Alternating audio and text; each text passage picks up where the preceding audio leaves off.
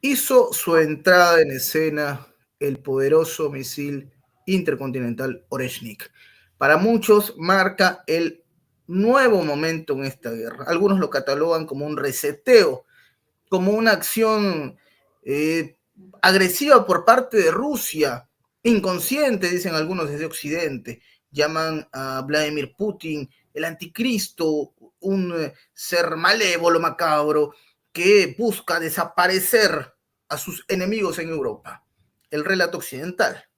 Rusia, por su parte, asegura que esto no es más que una respuesta ligada y vinculada a las acciones de hostilidad que ocurrieron durante el inicio de la semana. ¿Se acordarán ustedes? El impacto con los Atacams en Briansk, Kursk, que fue también asediada por los Storm Shadow. Sin embargo, la aparición de este nuevo misil intercontinental ruso nos lleva a un nuevo momento. Es un mensaje inequívoco para la OTAN y para Estados Unidos. Es un mensaje que significa, mejor lo dejamos aquí. En fin, muchas interpretaciones aparecen en este momento y se espera, con el dolor de mi corazón lo digo, que esta cuestión se agudice. La guerra en Ucrania. Vamos a hablar de esto con un invitado de lujo, analista internacional, abogado, una persona que tenemos con frecuencia en nuestro canal, un hermano de nuestra casa, de nuestro medio Prensa Alternativa. Hablamos del señor Wilmer de Pablos. Querido Wilmer, te doy la bienvenida a nuestro espacio. Cuéntame, ¿qué impresiones en este momento de tanta tensión en Europa y el mundo también hay que decirlo? Primero agradecer una vez más la invitación de los jueves, que hoy es viernes, por cierto, de Prensa Alternativa, de ti, Enio, de Enzo, perdón, de Lorenzo y de todo el equipo de Prensa Alternativa, de los usuarios y las usuarias que siempre nos oyen y que además siempre los leo con mucha atención. Siempre estoy muy pendiente de sus comentarios, de las interrelaciones que tienen entre ellos en el chat y sobre todo de las preguntas y las interrogantes que allí se plantean, ¿no? Porque siempre se aprende muchísimo y porque nuestro objetivo fundamental está llegar a ellos, ¿no? A esos miles de personas que nosotros desde aquí, con el esfuerzo de una comunicación política, con visión geopolítica, en el marco de mi condición de coordinador general para América Latina y el Caribe, de Tesoro y de la Federación Internacional de Comunicación Popular, realmente ese es nuestro mayor esfuerzo, hacer el mayor esfuerzo por llegar a la mayoría de amigos, de ciudadanos de la patria grande y de los países de habla hispana. Bueno, tú planteas un tema que es el tema mundial. Estamos hablando realmente de una acción que evidencia la entrada, la puerta a una guerra nuclear. Pero yo empezaría por contextualizar, Enzo, el origen, la génesis de todo esto, porque tenemos que ir indefectiblemente, sin lugar a dudas, a Estados Unidos.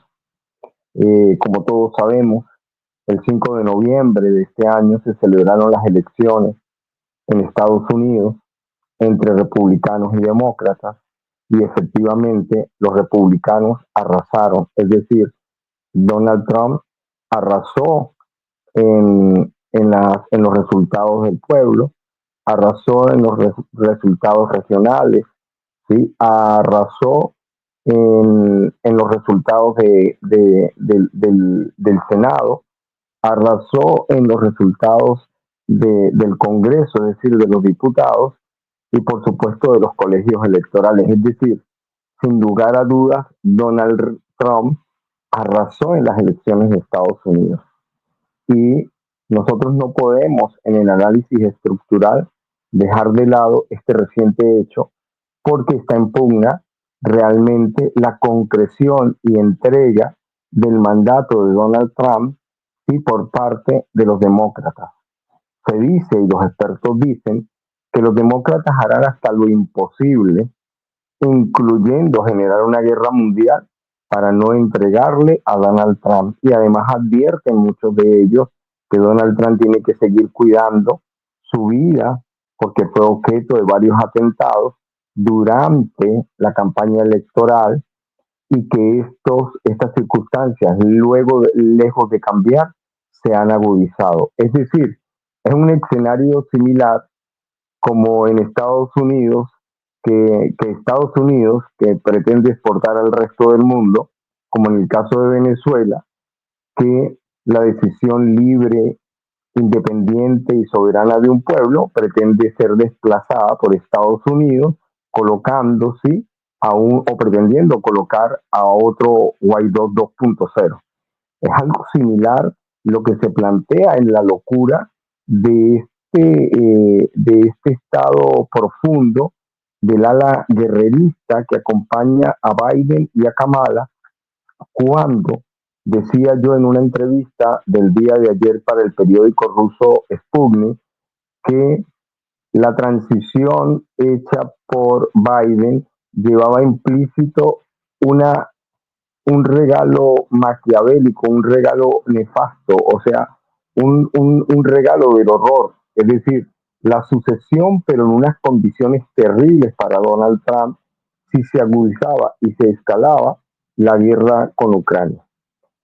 Recordemos en principio que hasta se plantea, y ellos se plantean, qué pudiera pasar en el escenario de un conflicto de mayor escala, es decir, de escala nuclear, en un escenario más fuerte con la transición. Imagínate lo maquiavélico que son los demócratas que se plantean qué pudiera suceder en ese escenario de una transición mmm, para no entregarle a Donald Trump. Realmente cuando uno lee la Constitución de Estados Unidos, específicamente la enmienda número 20 que habla de la transición, del periodo de la transición, o la 25 que habla normalmente de los ritos de la transición, queda claro allí que el poder que detenta el presidente actual, Joe Biden, es de él y tiene el poder como presidente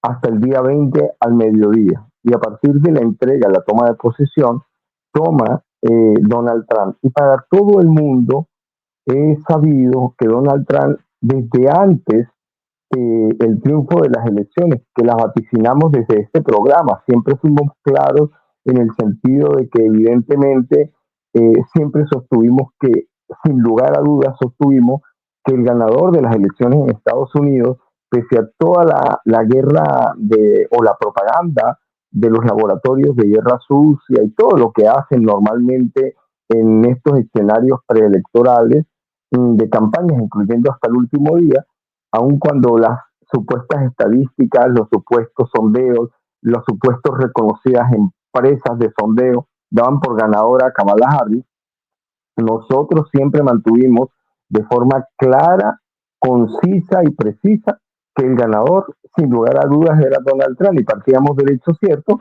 de que el primer atentado lo catapultó como el ganador de las elecciones. Pero además de esto, es importante entender que en este supuesto escenario, Donald Trump recibiría el día 20 al mediodía y por supuesto, él prometió que en menos de 24 horas resolvería el conflicto ucraniano. Y esto es importantísimo, Enzo, y por eso es que hay que ir a la génesis, es decir, hay que ir al inicio de las cosas para entender qué hay detrás de esta jugada de Joe Biden, que como ustedes lo saben, Estados Unidos no es una democracia, Estados Unidos es una corporocracia, responde a los lineamientos que el Estado profundo, el Deep State, le da desde atrás las líneas donde esa ala guerrerista le dice debemos agudizar el conflicto con estas y estas intenciones. Todos esos escenarios están previamente calculados y es cuando autorizan a Zelensky, es decir, a Ucrania, a Kiev, para lanzar misiles de largo alcance de fabricación norteamericana. Entonces, no podemos perder en el análisis esta introducción para contextualizar a nuestros usuarias y usuarias que siempre nos oyen, porque nosotros estamos obligados sobre todo a hacer un esfuerzo de transparencia, de claridad y sobre todo hacerle potable a nuestra gente el conocimiento de esto que hoy está sucediendo en el mundo, que es gravísimo, pero entendiendo, por supuesto, los orígenes de estos hechos. Y bueno, yo me pregunto, Wilmer, con todo lo que nos estás comentando, a ver,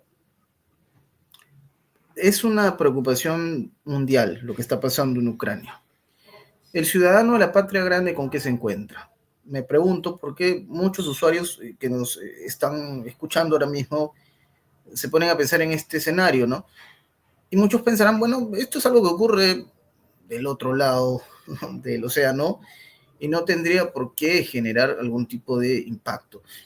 ¿Cómo hacer entender eso a nuestra audiencia? Ojo, sin llegar, por supuesto, al alarmismo, pero ¿qué tanto nos va a impactar, nos va a salpicar esta matanza que se está generando en Europa? Porque es una matanza. La palabra, creo, es incluso bastante generosa. Podría ser más fuerte lo que pueda decir, pero estamos en una situación complicada. ¿Y qué le espera a América Latina en este contexto? ¿Qué nos espera a nosotros que observamos con mucho detenimiento, ahora mismo casi como espectadores? Salvo, claro está, el caso comprobado de, lamentablemente, hombres, soldados de fortuna, entre comillas, que fueron a pelear a Ucrania, ¿no? Algunos de Colombia, por poner un ejemplo, de todos lados hay que decirlo, pero ha habido una conversación entre la Cancillería rusa y la Cancillería colombiana para atender esta situación, bastante incómoda para los rusos. Pero, ¿qué le espera al ciudadano en la patria grande en un contexto como este, Wilmer? Eh, Volviendo a ese hilo, para llegar, por supuesto, al desarrollo de la pregunta, es importante hacer referencia a que Ucrania, una vez recibida la línea de Biden para atacar, lanzó 6 misiles ATACMS de, a territorio ruso con un alcance de 300 kilómetros, ¿no? La Federación Rusa, es decir, el reporte de la Federación es que realmente no causaron ningún daño, pero por supuesto, eh, mm, eh, están lanzando misiles que requieren del acompañamiento de la OTAN, de Estados Unidos, del Reino Unido, de Francia y de Alemania, porque en Ucrania no existe la tecnología satelital ni existe el entrenamiento adecuado de los militares que puedan realmente lanzar estos misiles sin el acompañamiento de estas tecnologías y de este equipamiento.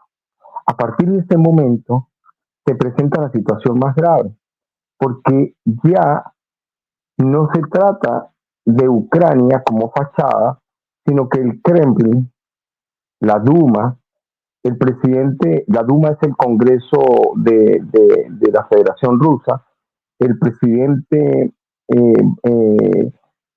Putin y por supuesto todo el contexto institucional entienden que Estados Unidos, que la Unión Europea y que la OTAN han entrado directamente al conflicto. Y este es el elemento más relevante que nosotros estamos obligados a resaltar. Cuando Volodymyr Zelensky lanza los misiles que tienen un alcance de 300 kilómetros, que es tecnología norteamericana, pero que no puede hacerlo porque estaría ciego haciendo el lanzamiento sin el acompañamiento de la OTAN, y hablamos de OTAN, estamos hablando del brazo armado de Estados Unidos y de la Unión Europea, de inmediato ese ataque a Rusia constituye la prueba real y evidente, fehaciente, de que el conflicto involucra ahora a Estados Unidos, involucra ahora a la Unión Europea y a todos sus miembros.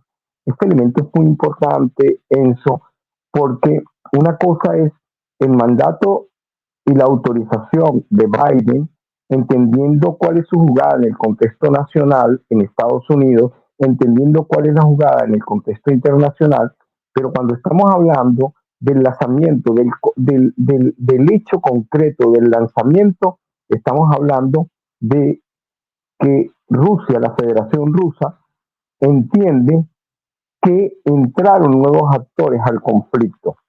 Y es por eso que ahora vamos al tercer elemento importante del análisis, que fue con el que tú abriste el programa y que entiendo que tenías que hacerlo así, porque es el hecho que connota, es el hecho que resalta, es el hecho que se oye en todo el mundo, sobre todo en la matriz de las corporaciones de la desinformación occidental, de sus laboratorios de guerra sucia y de sus anclas, porque en todos los periódicos que uno abre, The Guardian, BBC, NBC, todos, absolutamente todos, el titular es Rusia atacó a Ucrania, invisibilizando el ataque previo de los 6 misiles que hemos relatado hace unos momentos, de la autorización que dio Joe Biden. Esto lo invisibilizan al extremo y el descaro que la propia portavoz hoy de Estados Unidos, de Washington, en su relato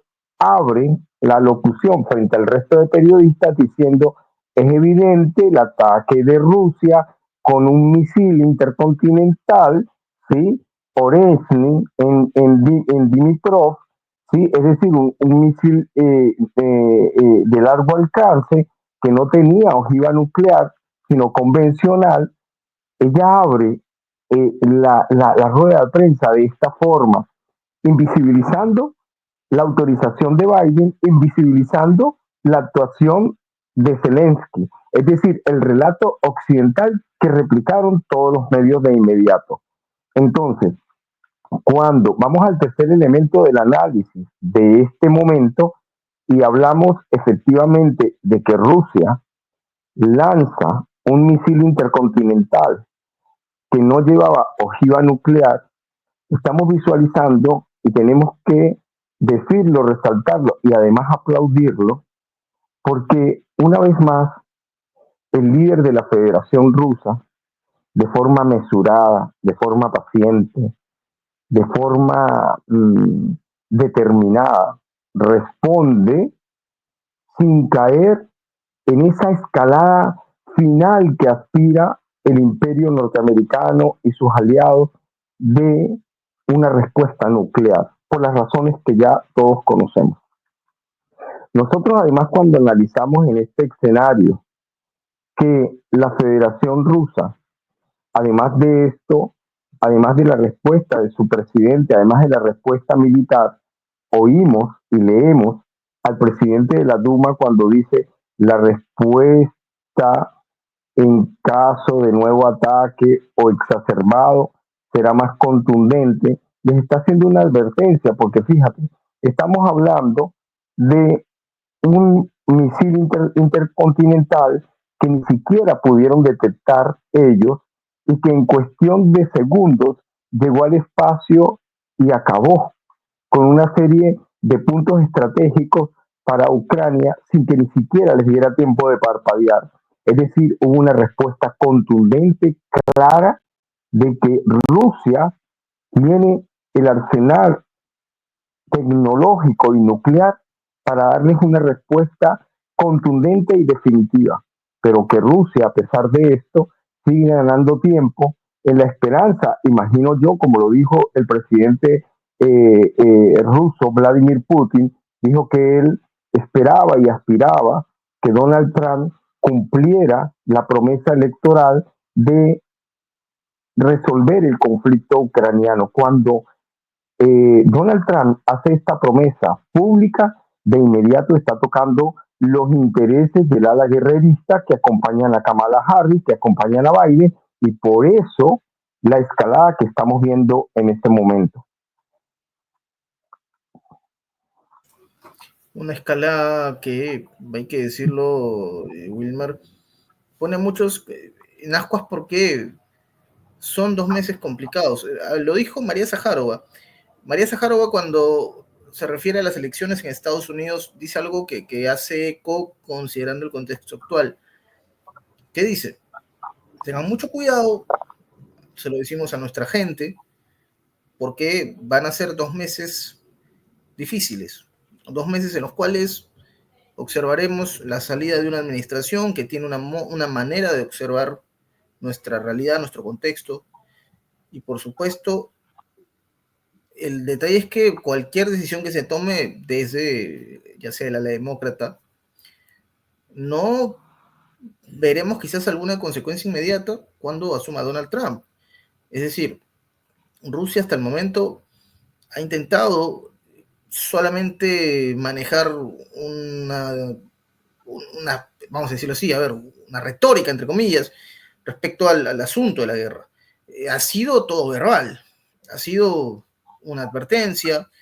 De hecho, hace poco también había hablado María Zaharova y reconocía como una base estadounidense en Polonia recién inaugurada puede significar un riesgo para Kaliningrado, puntualmente. Y hasta el momento hemos observado, o hemos escuchado, si se quiere, solamente una versión lingüística, hablada por parte de Rusia. Wilmer, va a llegar el momento en que ya le toque, ¿tú crees, algo bastante fuerte al imperio? No digo solamente en el contexto de la guerra, digamos de la guerra, vamos a decirlo así, entre comillas, militar, ¿no? Hablamos también de otros tipos de confrontaciones que puedan haber, financiera de repente, ¿no? No sé, ¿tú qué ves en esto? ¿Va a llegar un momento en que ya Rusia termine perdiendo la paciencia y el gran objetivo sea Estados Unidos? No digo, pues hay que aclarar porque de repente van a pensar que estoy siendo demasiado sensacionalista. No estoy diciendo con esto que va a llegar un misil hasta Los Ángeles, California. No, no, no. No creo que pase algo como eso. Esperemos no lleguemos a esos niveles. Pero hay bases estadounidenses, hay presencia estadounidense en zonas a las cuales Rusia tiene cierto alcance. De hecho, Wilmer, y esto no sé tú cómo lo interpretas, pero en la Duma estatal rusa hay quienes han sugerido, algunos diputados, oye, ¿y qué tal si le enviamos misiles de alcance medio a Cuba o a la propia Venezuela? ¿No? Una situación bastante controversial, por decirlo de alguna manera. Pero llegará ese momento, Wilmer, que toda esta situación le estalle en la cara a Estados Unidos, aun cuando sea Donald Trump quizás quien asuma el poder sin ningún problema en enero del próximo año. Lo ha dicho el propio presidente Vladimir Putin. El propio presidente Vladimir Putin ha dicho que conforme a los convenios o tratados o acuerdos bilaterales militares, pudieran, y lo ha dicho, pudiera mandarle a sus aliados, amigos de ellos y enemigos del imperio norteamericano, arsenal importante, ¿sí? que, que pudiera afectarlos en razón de su política de defensa, ¿no? Eso lo ha dicho en reiteradas ocasiones. No solamente se ha referido a eso en el caso de Asia o del Medio Oriente o del propio América Latina, ya eso lo hemos visualizado. Pero aquí es importante rescatar, estaba oyéndote con atención, sobre todo el símil sobre un bombardeo de largo alcance hacia Los Ángeles. Y esto pareciera ficción, Enzo, pareciera que de repente a ti te da pena hasta plantearlo en el sentido de qué pensará la gente, que yo hoy amanecí belicoso o que yo hoy estoy fantaseando al estilo hollywoodense, pero resulta que no es así. Hemos visto realmente hasta un simulacro presentado por la propia televisión rusa, donde se visualiza cómo pudiera ser un ataque, ¿sí?, simulado hacia Europa en virtud de un verdadero ataque de mayor alcance. Nosotros vemos el día de hoy a Vladimir Zelensky pidiendo autorización y pidiendo misiles de largo alcance entre 1000 y 1500 o 1500 y 2500 kilómetros para llegar realmente a Moscú. Imagínate la locura la poca conciencia de lo que significaría un ataque de esta magnitud y con ese alcance hacia la Federación Rusa. Y cuando nosotros vimos estas simulaciones, que estuvieron en las redes por días, creo que todavía deben estar en las redes, nosotros vimos que los primeros objetivos serían, por supuesto, Estonia, Lituania, Letonia, Alemania, Austria, Francia, República Checa, Rumanía, ¿sí? Blancos, como tú lo decías hace un rato, donde se encuentran bases de Estados Unidos. Para otros, los escenarios, por supuesto, para otros expertos, los escenarios son Berlín, Varsovia, Praga, ¿sí? París. ¿Por qué? Porque son las capitales de todos estos países que acompañan, ¿sí? Las posturas de Estados Unidos.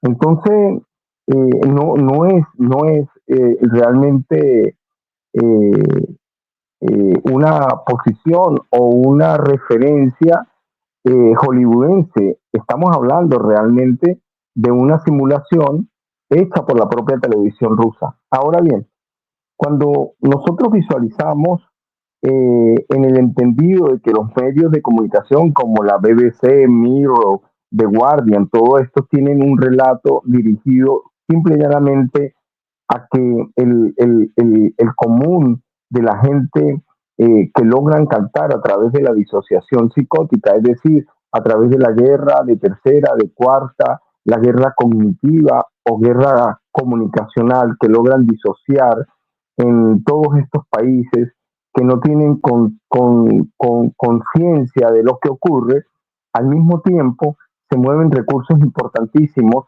¿sí? Desde Estados Unidos hacia Europa, que superan los 61.000 millones de dólares, por ejemplo.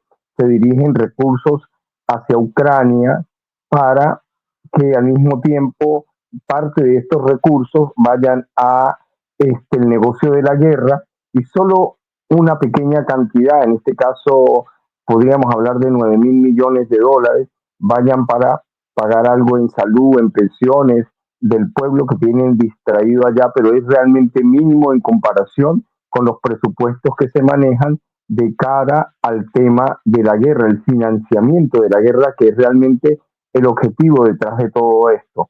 Hace un momento decías tú, ¿cuáles pudieran ser los escenarios en Estados Unidos? Bueno, el reciente congresista Thomas Massie, un republicano, decía que era el momento de pedir un juicio a Biden, a Joe Biden, ¿sí?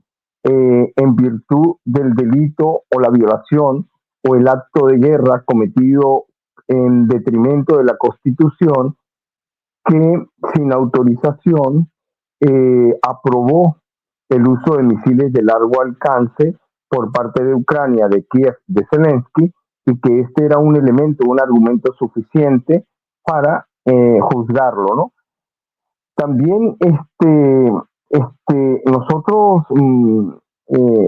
visualizando ese escenario interno en Estados Unidos, es importante entender, ¿sí?, que allí hay una disputa tremenda en este momento, independientemente del triunfo de Donald Trump a lo interno, los republicanos y los demócratas literalmente se están matando por el poder, aun cuando el ganador ante el mundo y ante los propios ciudadanos de Estados Unidos fue Donald Trump. Allí se están disputando el ala guerrerista, el ala energética, el área tecnológica, el ala farmacéutica, es decir, las corporaciones que acompañan a Biden, las corporaciones que acompañan a Trump. Entre ellos hay realmente una guerra hacia el interno, además de que entendemos que Estados Unidos se encuentra en una guerra civil que no ha escalado y que esto no sucede porque no pudieron robarle el triunfo como lo hicieron la vez pasada a Donald Trump. Es decir, aquí se permitieron, esta vez no se permitieron, pese a los intentos, llegar al extremo de robarle nuevamente las elecciones a Donald Trump. El presidente de Serbia, que es un presidente muy cercano a Donald Trump, perdón, al presidente Vladimir Putin, ha hecho referencia en el marco de la Unión Europea que aunque lo miren mal, aunque lo vean mal, aunque lo señalen, él dice que si Rusia realmente se llegara a ver amenazada, iba a responder, va a responder realmente. Ustedes saben que Serbia es un aliado de Rusia y que además es el que en este momento está recibiendo gas, es decir, es el único que tiene la provisión de gas de Rusia. Es un actor muy importante en el bloque de lo que se conoce como la Europa balcánica, es decir, desde Eslovenia hasta Serbia, pasando por todos estos países que se conocen como Bosnia-Herzegovina, Croacia, Macedonia, Albania, es decir, estos países que están así, que constituían parte de la antigua Yugoslavia. Entonces, este es un elemento muy importante del análisis. ¿Por qué? Porque en el contexto europeo, donde hoy se encuentra realmente amenazado por el mandato norteamericano, es decir, de Estados Unidos, del Reino Unido, de Francia y de Alemania, aunque hemos visto de alguna forma una especie de dosificación por parte del canciller Olaf Scholz, que además le pidió una conversación al presidente Vladimir Putin. También hemos sabido desde los medios de Washington Post que el presidente electo de Estados Unidos, es decir, Donald Trump, ha mantenido unas conversaciones con algunos líderes europeos, haciendo como una especie de sondeo. ¿Qué piensas tú sobre esto? ¿Qué piensas tú sobre esto? No se conocen mayores detalles, pero sí se conoce que él ha estado haciendo un trabajo previo de cara al momento en que tenga que recibir, es decir, de cara al 20 de enero del próximo año 2025. Bueno, es una situación muy incierta. Se hablaba de guerra civil, ¿no? ¿Te acuerdas? Hace algunas semanas. Esto es peor. Me pregunto yo, no, veremos que no lleguemos a estos extremos. Es un tema delicado hablar del conflicto, y Wilmer, y por supuesto entender la barbarie que ya se volvió una normalidad en Ucrania. Yo lo digo con mucha sinceridad, mucha honestidad. Nosotros, al momento de hablar de este tema, nos ponemos también del lugar de aquellos que no pidieron un desenlace como este, como es el caso de Ucrania.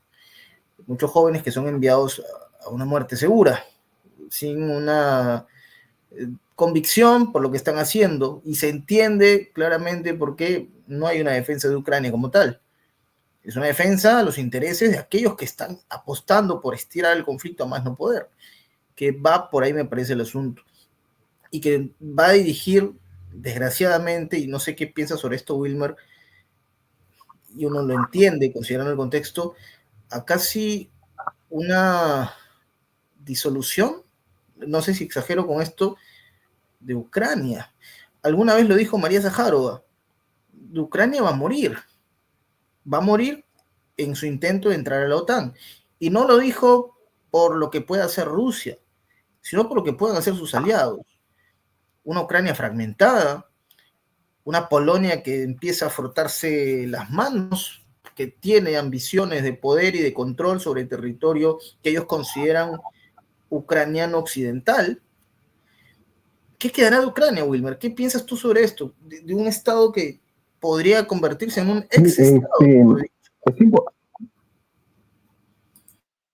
es importante sobre todo, Enzo, rescatar las recientes palabras del embajador Vasily Nevensky en el Consejo de Seguridad en Naciones Unidas cuando ratifica que los objetivos de la operación ucraniana siguen siendo los mismos: desnazificación, desmilitarización y el objetivo que está dirigido, por supuesto, a, a la adhesión, ¿no? Entendiendo, por supuesto, que los territorios que Rusia ya ha ganado en este conflicto no habrá marcha atrás, eso está claro. Pero cuando tú visualizas y dices Polonia sobándose las manos, es que realmente todos ellos se están sobando las manos pensando que se van a hacer de los recursos del país más rico que tiene la Unión Europea, porque para nadie es un secreto las riquezas de litio y de oro que hay sobre el suelo ucraniano. Esta guerra, este conflicto que se inició por parte de Estados Unidos, en el que se encarga de financiar, por supuesto, con recursos sin, eh, sin respaldo alguno en oro, como es la moneda, el dólar, que ha sido un arma de guerra utilizada, por supuesto, para financiar los conflictos. Te explicaba hace un rato la cantidad de dinero que acaban de mandar, 61.000 millones de dólares, de los cuales solo 9.000 millones de dólares son para pago de pensiones, algo de comida para la gente, mientras los destruyen, ¿no? Porque todo esto para ellos no es gasto militar, para ellos esto es inversión, porque el objetivo fundamental y estratégico de toda esta operación está dirigido a hacerse de los recursos que están en suelo ucraniano, es decir, del oro y del litio, que es conocido, que está comprobado, que está certificado, porque no hay otro objetivo estratégico, no es cierto nada de aquellos que nos vendieron durante estos últimos años en que eran garantes de democracia, que se violaban los derechos humanos, toda esta mentira que siempre utilizan como narrativa en cada conflicto al que llegan, supuestamente llevando democracia y derechos humanos, y cuando terminan los conflictos dejan a los pueblos sumergidos en el horror y en la locura. Entonces es importante, haciendo referencia a tu comentario, rescatar las palabras del embajador del Consejo de Seguridad ruso, que hacía referencia a que los objetivos de la operación ucraniana siguen siendo exactamente los mismos. También es importante rescatar el pronunciamiento de Kim Jong-un, el presidente norcoreano, que acaba de acusar de nuevo a Estados Unidos, a Occidente, por la nueva escalada del conflicto ucraniano, ¿no? Y además invita a sus militares y a su pueblo a acompañar, por supuesto, a Rusia como un aliado estratégico. Esto es muy importante en el contexto de la geopolítica, ¿sí? Porque es que además nosotros hemos visto el acompañamiento de personal militar a terreno ruso en virtud de las alianzas militares que hoy tiene Rusia con el país de Norcorea. Y también entender que es vergonzoso, además, muy vergonzoso, ¿no? Ver a la Unión Europea poniéndose de pie en el Parlamento Europeo, poniéndose de pie para aplaudir el ataque de Ucrania a territorio ruso. Pero más vergonzoso aún es oír al ex canciller de la Unión Europea, vergonzoso personaje de la historia, como lo señalaba el canciller Iván Gil de Venezuela, ¿no? Este, Acompañando la decisión del presidente Joe Biden en razón de la autorización dada a Ucrania, dada a Kiev. Es decir, hay una cantidad de elementos en el contexto dignos del análisis que nos obligan a nosotros a hilar fino, con prudencia, pero a hilar muy fino, porque son no solo actores, mapa de actores, no solo son regiones o países, no solo son temas, sino es una serie de elementos de la geopolítica en el contexto actual que involucra la escalada que pretende dar Estados Unidos, la Unión Europea, de cara al conflicto con Ucrania, porque sin lugar a dudas buscan un conflicto de mayor magnitud, un conflicto nuclear. Pero ¿por qué ese conflicto nuclear no se ha concretado con todos estos ataques, con este reciente ataque de 6 misiles en territorio ruso, que aunque no produjo daño por la propia vocería de la Federación Rusa, el costo de cada misil era de $2 millones. Imagínate el costo de estos misiles de 300 kilómetros de alcance. Y hoy Volodymyr Zelensky pide que le den unos de mayor alcance. Es decir, es realmente un momento de la locura en virtud de no tener conciencia que lo que se están jugando realmente es el destino de la humanidad. Pero bueno, hemos visto a ese hombre, a ese líder, eh, no es poca cosa ser el líder de la Federación Rusa, pero además el líder de la primera potencia militar del mundo. Hay que aplaudir de verdad al presidente ruso, Vladimir Putin, por su mesura, por su serenidad, por su actuación, por su pensamiento siempre hacia la humanidad y no hacia la guerra, aun cuando él maneja, por supuesto, la potencia militar más grande que hay en el planeta. Y comparamos a Putin con personajes como Zelensky, quien hace algunas horas fue muy crítico con los diputados ucranianos, con la Rada Suprema, porque suspendieron labores. Suspendieron labores porque se hablaba de un ataque colosal de parte de Rusia. Para Zelensky esto es una barbaridad. No debió pasar. No debió pasar. Tenían que ir a trabajar. Dijo. Ojo, yo no estoy acá tampoco haciendo de abogado de los diputados ucranianos porque tienen mucha responsabilidad en lo que está pasando, hay que decirlo.